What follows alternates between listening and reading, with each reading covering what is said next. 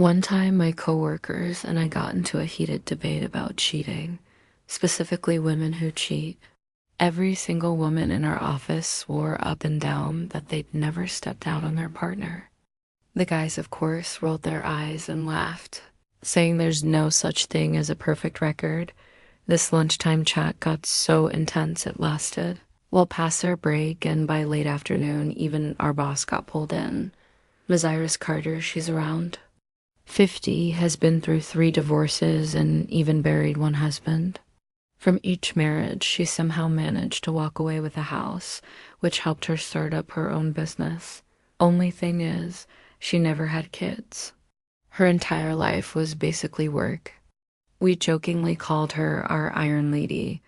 Finally, she'd had enough of all the office gossip and poked her head out of her office to lay down some brutal truth. Everyone cheats, she declared. Anyone who says otherwise is just being a hypocrite.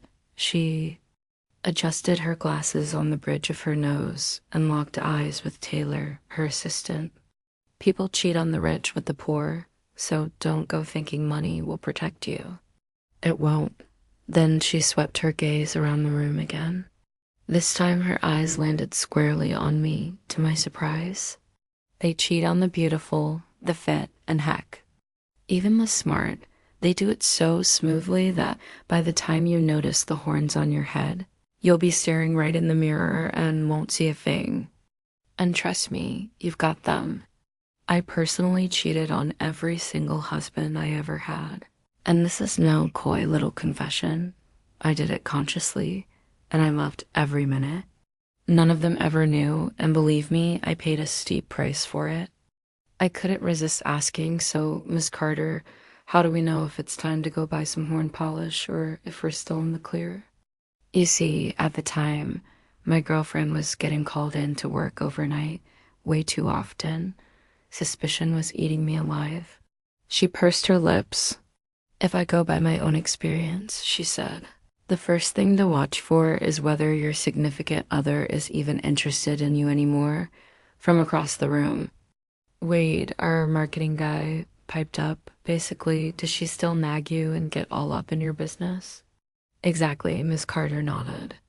The second point, check how much more carefully she started taking care of herself. Let's be real, after a while, together, some of those single girl habits go out the window, like daily leg shaving. Married women or women in long-term relationships are often less diligent. At that moment, Taylor, the secretary, choked on her green tea. Yes, dear, Miss Carter said, giving Taylor a knowing smile that made the poor girl blush and hurry off. I know plenty about you all. Miss Carter turned back to the rest of us. The third sign is how comfortable she is letting you into her personal space, like, say, touching her phone. She glanced at me again, arching a brow. Looks like you've got some thinking to do, my dear, but please, do it off the clock. I nodded. She spun on her heels and headed for her office. Just as she was about to step inside, I blurted out, what if I just come right out and ask her? Might she admit it? She paused, one hand on the doorknob. Not to you, she won't, unless you ask in exactly the right way. But you'll learn more from her reaction than her words. I nodded again. By the end of the day, after lining up all those warning signs, I was nearly convinced I was sporting a nice shiny set of horns. But to Ms. Carter's credit, her mini cheating crash course actually made me not want to buy that horn polish just yet. I got my chance to test the theory a couple days later. My girlfriend, let's call her Jen, worked irregular shifts, and finally there was an evening she was supposed to have off. On my way home, I swung by our favorite bakery to pick up some dinner. I was planning for a tough conversation and didn't want to do it on an empty stomach. When I got home, the place was a mess, and Jen and I nearly bumped into each other in the doorway. She gasped and mumbled something about how they were urgently calling her back to work. She'd be home by morning. But hey, they'd pay her double. There was a note on the table, dinner uncooked, again. She always ran out like this. Off she rushed.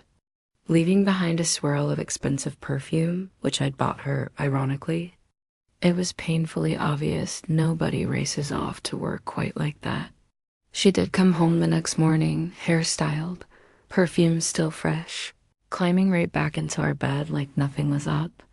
But suddenly I felt sick to my stomach, like a dog that could smell another man's scent all over his owner.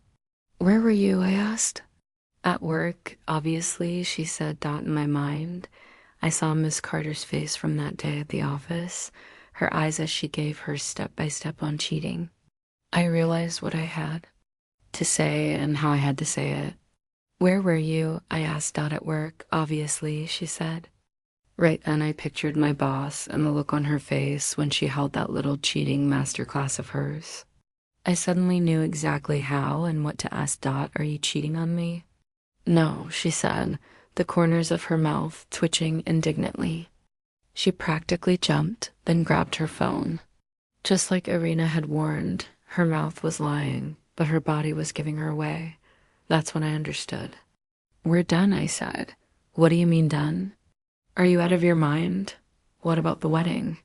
Did I spread my legs for you these 3 years for nothing? Wow, is that so?" "I thought it was out of love," I said, suddenly feeling a burst of laughter. "Bubble up." "Ooh, you're so naive," she scoffed. "Love? Wake up. The world grew wise ages ago. A cute ordinary guy is perfect for marriage." "What a glowing assessment," I muttered. "So why did you want to marry me exactly? Because I'm ordinary Dot, so who's your lover then? Some hotshot or a sugar daddy?" "Because you're boring," she shot back. "Look at our life, home, work, home." She threw her hands up. "Idiot. Everything I did was for you," I told her. "Not enough, huh?" "It's never enough for you."